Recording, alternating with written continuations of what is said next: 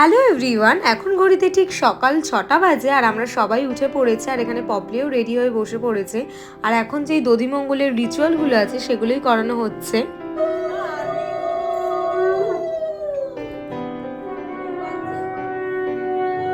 তারপর পপলিকে খাইয়ে দেওয়া হলো। এরপর সেরম কিছু নিয়ম না থাকায় বৌমনি আর মনিরা মিলে চা খাচ্ছিল আর গল্প করছিল। আর এই গল্প শুনতে শুনতে যে আমি কখনই ঘুমিয়ে পড়েছিলাম টেরই পাইনি। তারপর ঘুম থেকে উঠে একেবারে রেডি হয়ে নিয়েছিলাম। আর বাড়িতে লোক এসেছে শাখা পরানো, তো এখন পপলিকে শাখা পলা পরানো হবে।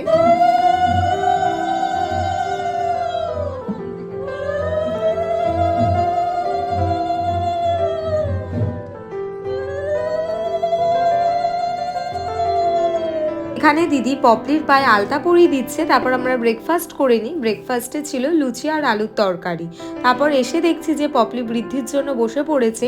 এদিকে বরের বাড়ি থেকেও সব তত্ত্ব দিয়ে গেল। তারপর আমরা সবাই মিলে গেলাম জলসইতে, আর সেখানেও আমরা প্রচুর নেচেছি।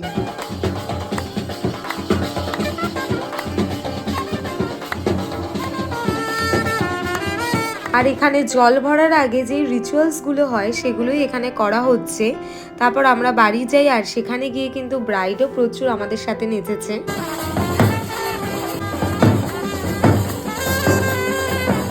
তারপর পপলি গায়ে হলুদের জন্য রেডি হয়ে নিয়েছে। এখানে হলুদ কোটা হচ্ছে।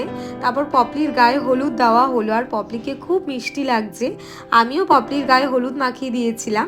তারপর প্রচুর ফটো ভিডিও তোলার পর পপলিকে স্নান করানো হলো, কারণ অনেকটাই বেলা হয়ে গিয়েছিল। এরপর পপলি সাজতে বসবে। তারপর আমরাও সবাই লাঞ্চ করে নিই। লাঞ্চে ছিল ভাত, ডাল, মাছের কালিয়া আর পুঁই ছ্যাঁচড়া। তারপর খেয়ে আমি বাড়ি চলে গিয়েছিলাম, কারণ বাড়ি থেকে আমি রেডি হয়ে আমরা ফ্যামিলির সবাই মিলে যাব বিয়ের ভেন্যুতে। তো এরপর বিয়েতে কি কি করলাম সেটা আসছে নেক্সট পার্টে। তো স্টে টিউনড এন্ড বাই।